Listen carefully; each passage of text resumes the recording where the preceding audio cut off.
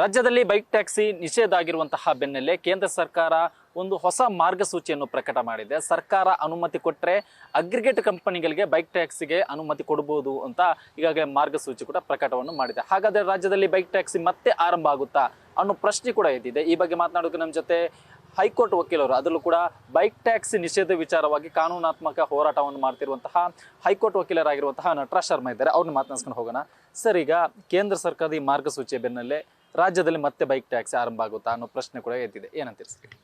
ನೋಡಿ, ಈ aggregator rules ಅನ್ನೋದು ಏನಿದೆ ಅದೇನು ಇವತ್ತು ಬಂದಿದ್ದಲ್ಲ. ಬಟ್ ಇವತ್ತೇನು ಅಗ್ರಿಗೇಟರ್ ರೂಲ್ಸ್ ಬರ್ತಾ ಇದೆ, ಎಲ್ಲದಕ್ಕಿಂತ ದೇಶದಲ್ಲೇ ಮೊಟ್ಟ ಮೊದಲ ಬಾರಿಗೆ ಕರ್ನಾಟಕ ರಾಜ್ಯ ಸರ್ಕಾರ ಈ ಅಗ್ರಿಗೇಟರ್ ರೂಲ್ಸನ್ನು 2016ರಲ್ಲೇ ತಂದಿತ್ತು. ಇದನ್ನು ಕೂಡ ಈ ಅಗ್ರಿಗೇಟರ್ ರೂಲ್ಸ್ ನಮ್ಗೆ ಅಪ್ಲಿಕೇಬಲ್ ಆಗಲ್ಲ ಅಂತೇಳ್ಬಿಟ್ಟೆ ಇವತ್ತು ಈ ಓಲಾ ಆಗಿರ್ಬೋದು, ಊಬರ್ ಆಗಿರ್ಬೋದು, ಉಳಿದಿರತಕ್ಕಂಥ ಎಲ್ಲ ಅಗ್ರಿಗೇಟರ್ ಕಂಪ್ನಿಗಳು ನ್ಯಾಯಾಲಯಕ್ಕೆ ಮೊರೆ ಹೋಗಿದ್ದು. ಅದರಲ್ಲಿರ್ತಕ್ಕಂಥ ಕೆಲವು ಕಂಡೀಷನ್ಗಳು ನಮ್ಗೆ ಅನ್ವಯ ಆಗಲ್ಲ ಅಂತ. ಅದಾದ ನಂತರ 2023ರಲ್ಲಿ ಕೇಂದ್ರ ಸರ್ಕಾರ ಮತ್ತೊಮ್ಮೆ ಒಂದು ಅಗ್ರಿಗೇಟರ್ ರೂಲ್ಸನ್ನು ಫ್ರೇಮ್ ಮಾಡಿತು. ಅದರಲ್ಲಿ ಕೂಡ ಕೆಲವೊಂದು ನ್ಯೂನತೆಗಳನ್ನ ಮಾತ್ರ ಇವ್ರಿಗೆ ಬೇಕಾದಂಥದ್ದನ್ನು ನಮಗೆ ಬೇಕು ಅಂತ ಹೇಳಿದ್ರು, ಕೆಲವನ್ನ ಬೇಡ ಅಂತ ಹೇಳ್ಬಿಟ್ಟು ಅಂದರು. ಅದು ನಮ್ಗೆ ಅನ್ವಯಿಸಲ್ಲ ಅಂತಂದರು.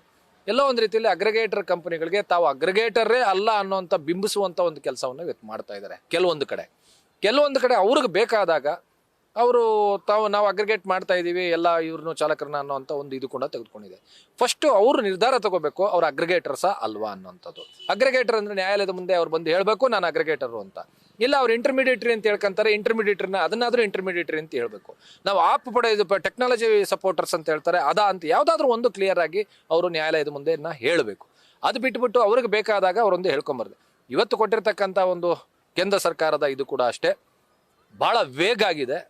ಅದನ್ನು ಎಲ್ಲ ಒಂದು ರೀತಿಯಲ್ಲಿ ಆ ಅಗ್ರಿಗೇಟರ್ ರೂಲ್ಸನ್ನು ನಾವು ಇವತ್ತು ನೋಡಿದ್ರೆ ತರಾತುರಿಯಲ್ಲಿ ಇದು ರಾತ್ರೋರಾತ್ರಿ ಪ್ರಿಪೇರ್ ಮಾಡ್ದಂಗೆ ಅನ್ನಿಸ್ತಾ ಇದೆ.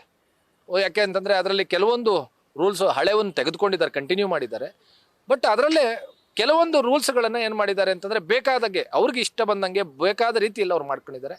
ಮತ್ತು ಕೇಂದ್ರ ಸರ್ಕಾರ ಕೆಲವೊಂದು ಕಡೆ 67 ಅಡಿಯಲ್ಲಿ ರಾಜ್ಯ ಸರ್ಕಾರಕ್ಕೆ ಅಧಿಕಾರ ಇಲ್ಲ ಅಂತ ಹೇಳ್ತು. ಬಟ್ ಈ ಅಗ್ರಿಗೇಟರ್ ರೂಲ್ಸಲ್ಲಿ ಇವತ್ತು ಬಂದಿರತಕ್ಕಂಥ ರೂಲ್ಸಲ್ಲಿ ಕ್ಲೀನಾಗಿ ಮೆನ್ಷನ್ ಆಗಿದೆ, ಸ್ಪೆಸಿಫೈ ಆಗಿದೆ. ಸೆಕ್ಷನ್ 67ನಲ್ಲಿ ರಾಜ್ಯ ಸರ್ಕಾರಕ್ಕೆ ಸಂಪೂರ್ಣವಾದಂಥ ಅಧಿಕಾರ ಇದೆ ಅಂತ. ಈ ಒಂದು ನಿಟ್ಟಿನಲ್ಲಿ ನಾವು ಇವತ್ತು ತೆಗೆದುಕೊಂಡ್ರೆ ಇವತ್ತು ಏನು ಅಗ್ರಿಗೇಟರ್ ರೂಲ್ಸ್ ಬಂದಿದೆ ಇದು ರಾಜ್ಯ ಸರ್ಕಾರದ ಮೇಲೆ ಹೊರೆ ಹಾಕುವಂಥ ಒಂದು ಕೆಲಸ ಮಾಡಿದೆ. ನಾನು ವೆಲ್ಕಮ್ ಮಾಡ್ತೀನಿ. ರಾಜ್ಯ ಸರ್ಕಾರ ಏನು ಇವತ್ತು ನಿರ್ಧಾರ ತಗೊಂಡಿದೆ ಮಾನ್ಯ ಮಂತ್ರಿಗಳು, ಯಾವುದೇ ಕಾರಣಕ್ಕೆ ಆಗಲಿ ರಾಜ್ಯದಲ್ಲಿ ಬೈಕ್ ಟ್ಯಾಕ್ಸಿಗೆ ನಾನು ಪರ್ಮಿಷನ್ ಕೊಡೋಲ್ಲ ಅಂತ, ಅದೇ ನಿಟ್ಟಿನಲ್ಲಿ ಅವ್ರು ಇರಬೇಕು.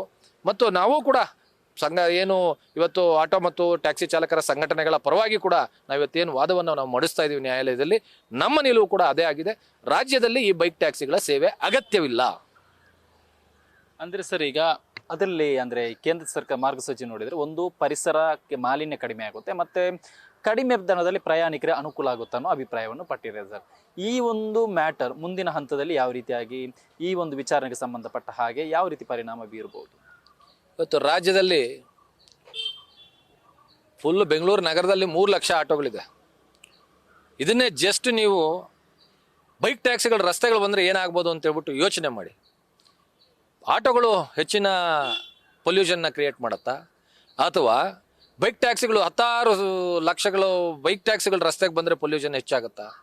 ಇವತ್ತು ನೀವು ಬೈಕ್ ಟ್ಯಾಕ್ಸಿಯನ್ನು ಬುಕ್ ಮಾಡಿ, ಆ ಬೈಕ್ ರೈಡರು ಯಾವ ರೀತಿಯಲ್ಲಿ ಜಿಗ್ಜಾಗ್ ಡ್ರೈವಿಂಗ್ ಮಾಡ್ತಾನೆ ಅಂತ ನೋಡಿ. ಯಾವ ರೀತಿಯಲ್ಲಿ ಇದು ಪ್ರಯಾಣಿಕರಿಗೆ ಸೇಫ್ಟಿ ಇದೆ.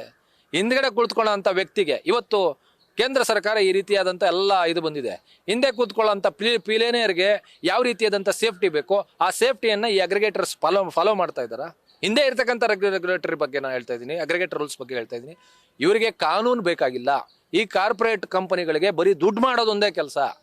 ಇವರಿಗೆ ದುಡ್ಡು ಮಾಡಬೇಕೆ ಹೊರತು ಸೇಫ್ಟಿ ಪ್ಯಾಸೆಂಜರ್ ಸೇಫ್ಟಿನೂ ಬೇಕಾಗಿಲ್ಲ, ಅಥವಾ ನಮ್ಮ ಈ ಸರ್ಕಾರದಲ್ಲಿ ಕೊಡ್ತಾ ಇರ್ತಕ್ಕಂಥ ನಮ್ಮ ಬೆಂಗಳೂರು ನಗರದಲ್ಲಿ ಆಟೋದವ್ರು ಕೊಡ್ತಾ ಇರ್ತಕ್ಕಂಥ ಸೇವೆ ಕೊಡೋದಕ್ಕೂ ಆ ರೀತಿಯಾದಂಥ ಸೇವೆ ಕೊಡಲಿಕ್ಕೂ ಅಸಾಧ್ಯ ಅಂತ ಹೇಳಲಿಕ್ಕೆ ನಾನು ಬಯಸ್ತೀನಿ ಸರ್.